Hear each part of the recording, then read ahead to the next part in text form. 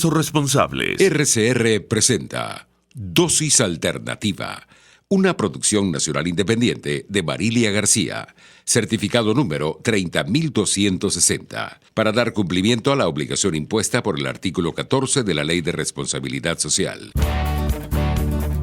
A partir de este momento, están entrando en un paréntesis donde las palabras posibilidad, opciones y decisión toman significado. RCR presenta Dosis Alternativa con Marilia García y Jackson Vargas. Web rcr.tv, la radio que se ve. Hoy en nuestro tema de salud vamos a tocar algo muy importante, un tema bien importante como lo es la intoxicación o el envenenamiento. Así es. ¿Qué nos puede llevar a esa circunstancia? Lo peligroso que puede ser. Evidentemente todos sabemos que si estamos expuestos a algunos químicos, situaciones que... Hasta los mismos alimentos, nos podemos intoxicar con algunos de ellos. Y pueden llevarnos hasta la muerte. Exacto. Y ese es el punto. Entonces, la idea del programa es establecer cómo debemos actuar ante este tipo de situaciones, tener un poco más de orientación de cuáles medidas debemos aplicar en estas situaciones de emergencia. Para ello nos acompaña vía telefónica María Eugenia Landaeta, médico infectólogo y jefe del Servicio de Infectología del Hospital Universitario de Caracas. Bienvenida, doctora. Buenos días, ¿cómo están todos ustedes? Doctora, este tema es bien interesante porque es muy común ver este tema de las intoxicaciones y quizás hasta envenenamientos por manejo no prudente de ciertos químicos, ciertas situaciones que no son aptas para el consumo humano. Y más que todo eso también se ve mucho es en el caso de los niños, quizás, bueno, por eso mismo, pues porque las personas son imprudentes o somos imprudentes dejando el descuido de los padres y de los cuidadores. De los padres. Pero antes de entrar a desarrollar todos estos aspectos de la intoxicaciones, el envenenamiento, ¿cuándo decimos que el organismo está intoxicado? Bueno, cuando después de haber consumido alguna sustancia, digamos, extraña al organismo, algún químico o algún alimento contaminado, la persona empieza a enfermarse, a tener, por ejemplo, fiebre, por ejemplo, vómitos, diarrea, o por ejemplo, a hincharse o a ponerse todo rojo, y entonces eso se habla de intoxicación. Hay intoxicaciones de muchas naturalezas, hay intoxicaciones por microorganismos, cuando uno habla, por ejemplo, de una intoxicación alimentaria por salmonela, por shigella, por algunas bacterias y virus y parásitos. Hay otras intoxicaciones que son, digamos, químicas, que son por lo que la gente llama venenos, pues, algún químico tóxico que pueda también desencadenar una reacción en el organismo. Claro, doctora, pero hay unas cosas allí que usted dice y me llama la reflexión. Por ejemplo, ¿cómo diferenciar que una persona está intoxicada a que una persona es alérgica de repente a unos productos, a unos alimentos? Por ejemplo, hay personas que son alérgicas a los alimentos del mar, que si camarones y estas cosas. Claro, porque eso se puede decir que es intoxicación igualmente. No podemos hablar de intoxicación en el caso que puso Marilia del consumo de alimentos del mar que generan este tipo de reacciones, la persona se hincha. Fíjate, muchas veces la intoxicación y las alergias se confunden y a veces es difícil diferenciar lo que es una intoxicación de lo que es una alergia. A veces, por ejemplo, cuando todos los mariscos te producen alergia o todo, por ejemplo, un tipo de alimento, las nueces, etcétera, eso ya no es como tal una intoxicación, sino que se habla de una alergia. Ya la persona sabe que es alérgica a ese tipo de alimentos y trata de evitar consumirlo.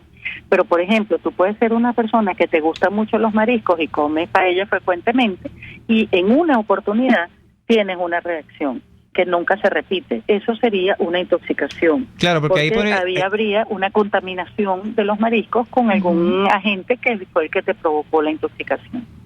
Exacto.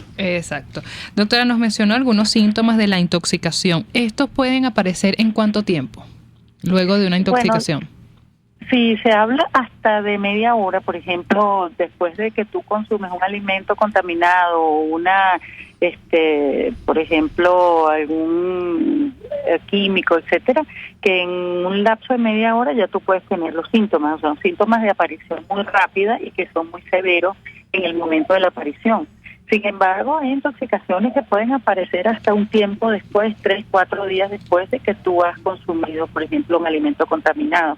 Entonces, es un tiempo variable y a veces cuando aparece tardíamente es difícil hacer la relación entre lo que te produjo la intoxicación y el inicio de los síntomas. Claro, y es cuando Esto los va a médicos... depender, esto va a depender de los alimentos, ¿no?, que se consuman. Sí, eso depende de los alimentos y entonces la persona te puede decir, por ejemplo, oye, yo no me acuerdo de haber comido nada que me haya podido provocar la intoxicación y resulta que fue hace una semana o hace 3 días, 4 días que consumió algo que ella no detectó que pudiera estar contaminado. Claro. Y doctora, en este caso de las intoxicaciones, ¿cuáles son las más frecuentes que podemos ver en uno, el ser humano? Bueno, las más frecuentes son las intoxicaciones alimentarias, por supuesto, que es cuando tú consumes un alimento contaminado y te produce una intoxicación. Sin embargo, hay intoxicación, por ejemplo, por carbamatos, cuando las personas utilizan mucho insecticidas en su casa y tienen mucho contacto con insecticidas. Esa es una intoxicación que te puede producir alteraciones cardíacas, te puede producir somnolencia, alteraciones neurológicas. Las más frecuentes, sobre todo, son aquellas que te producen diarrea y vómitos o que te producen enrojecimiento de la piel. Pero sí hay algunas intoxicaciones un poco más graves que te pueden producir ese tipo de hasta convulsiones, somnolencia, etcétera, ¿no? Claro, y me viene el caso cuando usted habló de los insecticidas.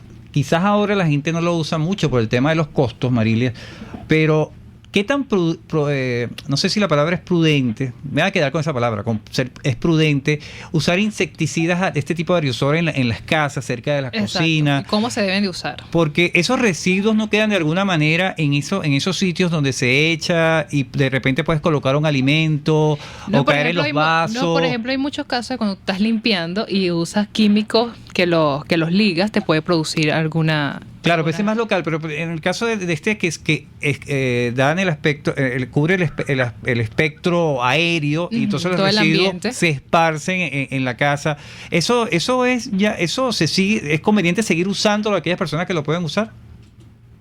Bueno, fíjate, sí, lo que pasa es que uno tiene que tener las precauciones que siempre están en los envases, ¿no? Es decir, por ejemplo, cuando tú utilizas un insecticida para matar mosquitos en una habitación, no puedes quedarte dentro de la habitación. O sea, tú utilizas y riegas el insecticida y te sales de la habitación durante un tiempo para que eso se ventile, abres las ventanas para que ventile y todas esas cosas. Y cuando tú lo utilizas sobre una superficie donde vas a preparar alimentos, por supuesto puedes utilizarlo, pero después tú tienes que hacer una buena limpieza del área con agua y jabón para eliminar los residuos. Claro, yo me refería, y ese caso que usted me dice de las habitaciones es ideal para hacer el ejemplo que quiero enfatizar. En el caso de las habitaciones de los niños, donde tienen, ponte tus juguetes y todo aquello en la cunita, claro, tú echas el insecticida y esos residuos caen en esa zona. Claro, pero tú tienes que tener la prudencia de ponerlo, por ejemplo, en los rincones, dentro de los closets, o sea, no sobre los juguetes de los niños. Y en el caso de que caiga sobre los juguetes de los niños, pues deberías lavar los juguetes. Bueno, vamos quedando con ese tip para los padres, ¿no? Que tengan ese tipo de observaciones, porque a veces lo hacemos en automático. Es correcto, porque además los juguetes tienen que ser lavados, digamos, frecuentemente, sobre todo si son niños pequeños y que se meten los juguetes en la boca, porque, por ejemplo, suponte que tú no has puesto el insecticida, pero que por ahí han caminado cucarachas, por ejemplo, tú tienes que lavar esos juguetes. Entonces, son también cosas de saneamiento ambiental, digamos, local dentro de tu domicilio, pues tú tienes que estar pendiente de hacer, ¿no? Igual las personas que lo están colocando, ponerse quizás un tapaboca para evitar una intoxicación, ¿no? No necesariamente. No, si no son tan fuertes. No, sí, y ser prudente también en la aplicación. Tampoco es que vas a provocar una nube de insecticida. Simplemente vas a rociar en los rincones y en los sitios oscuros para evitar que haya proliferación de estos insectos, ¿no? Así y después se supone que tú cierras la habitación y te sales. Y esperas un rato, por ejemplo, lo haces cuando te vas por la mañana al trabajo, rocías el insecticida, cierras la habitación y te vas al trabajo. Y cuando regresas, abres las ventanas, ventilas la habitación y es cuando tú puedes entrar. Bueno, ahí tenemos unos tips que nos está dando la doctora María Eugenia Landaeta, médico infectólogo y jefe del servicio de infectología del Hospital Universitario de Caracas. Hoy estamos hablando cómo actuar ante una intoxicación o envenenamiento y precisamente, doctora, le invito a que permanezca allí en la línea telefónica. Nosotros vamos a hacer la pausa correspondiente a esta hora y vamos a regresar con estas indicaciones, cómo debemos actuar ante estos casos de emergencia por intoxicación. Vamos a la pausa y ya regresamos. Volvemos en breve con más Dosis Alternativa, porque en la gama de posibilidades, usted toma la decisión. Solo por RCR 750 AM y rcr.tv. Puede seguir nuestra programación a través de rcr.tv, la radio que se ve. La clave para la elaboración de una buena hamburguesa es la calidad del pan con la que se acompaña. Y en su pan Sabor de Hogar, compartimos con ustedes el mejor pan en su versión tradicional y gourmet. En su pan Sabor de Hogar, también nos especializamos en la elaboración del pan deli y el tradicional pan dulce que tanto le encanta a los niños. Si estás en Caracas o fuera del país, comunícate al 0412-371-5736, 0424-519-4120 y en Instagram por @sabor su pan sabor de hogar. La sonrisa es nuestra mejor carta de presentación y la doctora Yoconda Mazzochín te ofrece los mejores y más accesibles servicios odontológicos para que adultos y niños luzcan una dentadura impecable. Te ofrecemos blanqueamientos, prótesis dental y un excelente diseño virtual de sonrisa. Estamos ubicados en Bellomonte, Torre Financiera, Caracas. Contáctanos por el 0212-751-5165 o el 0424-208-0402 y en Instagram por @od_YocondaM. Abraham Lincoln, 16º presidente de Estados Unidos. Los que niegan la libertad a otros no la merecen para ellos mismos. La casa siempre estará abierta. Juntos, ustedes y nosotros, tenemos el mismo sentir. Hace muchos años yo trabajé aquí en estos estudios. Siento una gran emoción y orgullo porque el trabajo de RCR, desde su director general hasta las personas que trabajan en los pasillos, los productores, los periodistas, son unos grandes valientes venezolanos y quería darles un reconocimiento y también apoyo por parte de nosotros a esta gran labor que no va a parar jamás. Todos somos RCR. Escúchanos en Sin Estrés con Verónica Oliveros, de lunes a viernes a las 3 de la tarde por rcr.tv, la radio que se ve. Les estamos presentando Dosis Alternativa con Marilia García y Jackson Vargas. Solo por RCR 750 AM y rcr.tv, la radio que se ve. Amigos, estamos de regreso en Dosis Alternativa. Hoy estamos conversando cómo actuar ante una intoxicación o envenenamiento. Para ello nos acompaña vía telefónica María Eugenia Landaeta, médico infectólogo y jefe del servicio de infectología del Hospital Universitario de Caracas. Doctora, en el segmento anterior que dejamos la pregunta de ¿cómo debemos actuar para atender estos casos de emergencia? ¿Por qué es tan importante los primeros auxilios que podamos dar a las personas en una situación de esta, en especial a los niños? Sí, bueno, lo importante es detectar a tiempo el problema, sin esperar a que se ponga muy grave. Es decir, los síntomas empiezan a manifestarse, la persona empieza a vomitar, empieza a tener diarrea y entonces es importante acudir rápidamente al médico para detectar, digamos, precozmente una situación que potencialmente puede ser grave. Si nosotros esperamos y le damos un guarapito y esperamos y todo eso, podemos tener un desenlace fatal. Si la persona en verdad tiene una intoxicación que es grave, a lo mejor los síntomas van a empezar progresivamente hasta que la persona se ponga tan grave que ya después no nos va a dar tiempo de llevarla al médico. Y es Entonces es muy... Ajá. Darle una pastilla a la persona que se intoxicó, que muchas personas creemos que es una alergia, darle un antialérgico. Pudieras darle un antialérgico y esperar un rato, pero si en media hora el paciente no ha mejorado, debería llevarlo al médico. O sea, pudieras darle, por ejemplo, si la persona está vomitando, pudieras intentar darle un antiemético, pero el problema viene siendo si la persona vomita lo que tú le das, no vas a resolver el problema, tendrías que inyectárselo. En ese caso tienes que llevarlo al médico. Si tú ves que la persona empieza a ponerse somnolienta y le cuesta para pensar con claridad o alguna cuestión así, tienes que llevarlo rápidamente porque va a terminar convulsionando dentro de tu casa y después te va a ser más difícil el traslado.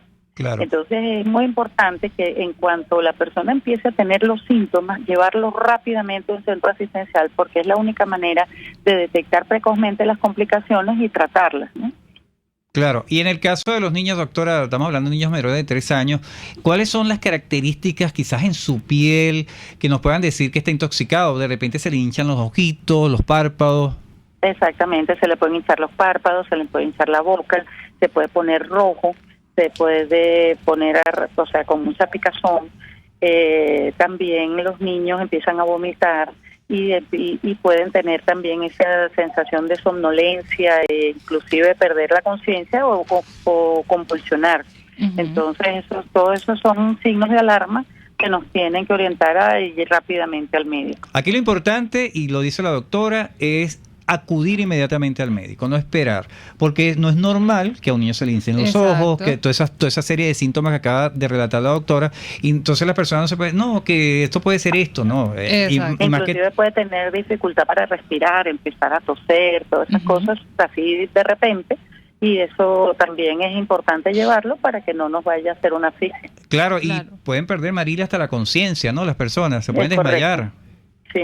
Pero cuando usted menciona convulsionar, doctora, nos puede pasar que sea de noche y no podamos salir rápidamente al médico. Se presentan miles de obstáculos. ¿Cómo debemos actuar en nuestras casas si una persona está convulsionando o un niño? Bueno, lo primero que tienes que hacer es ponerlo de lado, de manera que si vomita no vaya ese vómito hacia los pulmones. Claro, que no tape las vías respiratorias. Exacto. Si tienes por ejemplo, una paletica de madera o algo que le puedas hacer morder, para que no se muerda la lengua, porque entonces se rompen la lengua porque muerden muy fuertemente y se pueden romper la lengua. Entonces, con una paletica de madera o alguna cuestión que no le obstruya la vía respiratoria, o sea, no es que le vas a meter un paño, porque entonces no va a poder respirar, pero si una paletica de madera, le puedes meter entre los dientes de manera que no se muerda la lengua. Y ponerlo en una posición recostada, de medio lado, tranquilo, de manera de que vaya pasando la convulsión, y en cuanto tengan una oportunidad, pues llevarlo al médico. ¿Y esto puede durar cuánto tiempo, una convulsión? Depende. Una convulsión puede ser rápida y durar pocos segundos, o puede durar varios minutos inclusive, ¿no? Claro. Siempre va a depender la actuación también de la edad. Del grado de intoxicación y del grado de inmunidad que tenga la persona contra esto. Así es. Amigos, estamos conversando con la doctora María Eugenia Landaeta, médico infectólogo y jefe de servicio de infectología del Hospital Universitario de Caracas, sobre cómo actuar ante una intoxicación. En el caso, no sé si, doctora, nos puedan, en este tema es más fuerte, cuando somos víctimas, quizás los niños, vuelvo y repito, porque ellos son más imprudentes, de una intoxicación generada por un animalito, estos tipos de insectos que de repente son alérgicos a las abejas, digo yo. Eso sería alergia, no sería eso. Pero mi pregunta es, ¿cómo actuar ante este tipo de situaciones? Porque también íbamos a hablar del envenenamiento, Marilia. Exacto. La ingesta de medicamentos. Eso hay personas que se sobrepasan por no tener una prescripción médica y toman medicamentos combinados. Esto puede generar un cierto tipo de intoxicación y envenenamiento. ¿Cómo actuar en esos casos? ¿Hay que hacer lavado estomacal o inducir a la persona que vomite, por ejemplo? Fíjate, eso depende, porque si es una dosis un poco más alta que la normal y simplemente la persona tiene un efecto un poco mayor del esperado, tú puedes esperar a que ese efecto pase y la persona recuperarse. Pero si es, por ejemplo, que tú dejaste unas pastillas en la mesa de noche y el niño se las tragó, entonces es muy importante llevarlo para hacerle un lavado gástrico y también vigilar, porque en el tiempo que tú sacas el niño o descubres que el niño se ha tomado el medicamento y lo llevas, pues mucho de ese medicamento puede haber sido absorbido. Entonces le sacas lo que le quede sin absorber con un lavado gástrico pero también tienes que monitorear los efectos que le puede producir el medicamento que ya ha sido absorbido. Entonces tienes que dejarlo hospitalizado o en observación durante 12 horas por lo menos para ver qué otros efectos puede traer esa intoxicación. Exacto, ir manejando esas complicaciones. A eso iba. ¿Qué otros efectos puede traer una intoxicación en la salud? Bueno, si es por medicamento, depende del medicamento, porque por ejemplo, si es un medicamento para bajar la tensión, ese paciente puede tener una tensión demasiado baja que no lo puede soportar y producir inclusive la muerte. Si es un medicamento para el corazón, puede producir arritmias cardíacas, por ejemplo, ¿no? Y así sucesivamente, si son medicamentos para la diabetes, puede producirle que la glicemia le baje mucho y también eso puede producir convulsiones o puede producir la muerte. Depende del tipo de medicamento que haya consumido la persona, que sea la que le esté provocando la intoxicación por sobredosis. Claro. Y en ese caso es por sobredosis, pero ahora voy al punto, y creo que este punto es bastante importante, cuando consumimos medicamentos vencidos. ¿Eso nos puede generar también intoxicación? Fíjate, potencialmente sí, pero depende de cuánto tiempo tengan vencidos, porque muchas veces las compañías farmacéuticas se ponen una fecha de vencimiento donde ellos garantizan la potencia y efectividad de la droga, y o sea que ellos lo garantizan, pero esa potencia y esa eficacia no se pierde tan rápidamente, sino, por ejemplo, tú podrías utilizar, que a veces uno ha tenido que hacerlo por la necesidad de la escasez de medicamentos que se encuentra hoy en día, medicamentos vencidos hasta por 6 meses o inclusive hasta por 1 año, dependiendo del tipo de medicamento. Pero yo no recomiendo que una persona en su casa decida tomarse un medicamento vencido sin antes consultarlo al médico, porque eso, por supuesto, depende de qué tipo de medicamento sea. Y que además tiene que estar monitoreado, el médico tiene que estar en conocimiento de que ese medicamento se lo está tomando la persona por si acaso le aparece algún efecto adverso no deseado. Claro, porque hay mucha gente... el riesgo de tomártelo vencido, pero tú sabes que potencialmente puedes tener una disminución de la eficacia o puedes tener algún efecto adverso. Que es el punto que estamos destacando, la parte del efecto adverso, más que la eficacia del medicamento. Porque es que mucho en estos diálogos que tenemos con nuestros vecinos, nuestros familiares, muy alegremente te dicen o decimos, no, eso tiene apenas 3 meses de vencido, pero eso no te va a pasar nada. Esa decisión... ¿Y el medicamento está bien conservado? O sea, conservado como dice el paquete que debe ser conservado. Por ejemplo, hay algunos que tienen que ser conservados en sitios donde no haya mucho sol, donde no esté muy caliente, o sea, en lugares frescos y ventilados. No, si la tableta, por ejemplo, no está alterada, por ejemplo, que no esté derretida o que no esté desbaratada, sino que está intacta, y si el medicamento está cerrado, nunca ha sido abierto, y aunque esté un poco vencido, pues uno toma el riesgo y lo Claro, pero usted ha dado las señales importantes allí, que esté conservado, que esté herméticamente cerrado, pero ¿qué pasa? Es que la mayoría de los casos no es así. Entonces, lo importante es que quede esa reflexión, más que usted la diga, que es la experta, en nuestros amigos que nos están escuchando. Sé que la situación es difícil, que no queremos, que es difícil conseguir un medicamento, pero creo que la prevención en este caso es importante, y más si nos vamos al caso de darle un medicamento vencido a un niño. Es correcto, entonces es preferible no hacerlo a menos de que el médico revise el medicamento y te autorice a hacerlo, y sin embargo el médico tiene que estar al tanto de todo el efecto que pueda producir a la persona y el efecto adverso que pueda tener en un momento determinado para contrarrestarlo, digamos, de otra manera. Así es.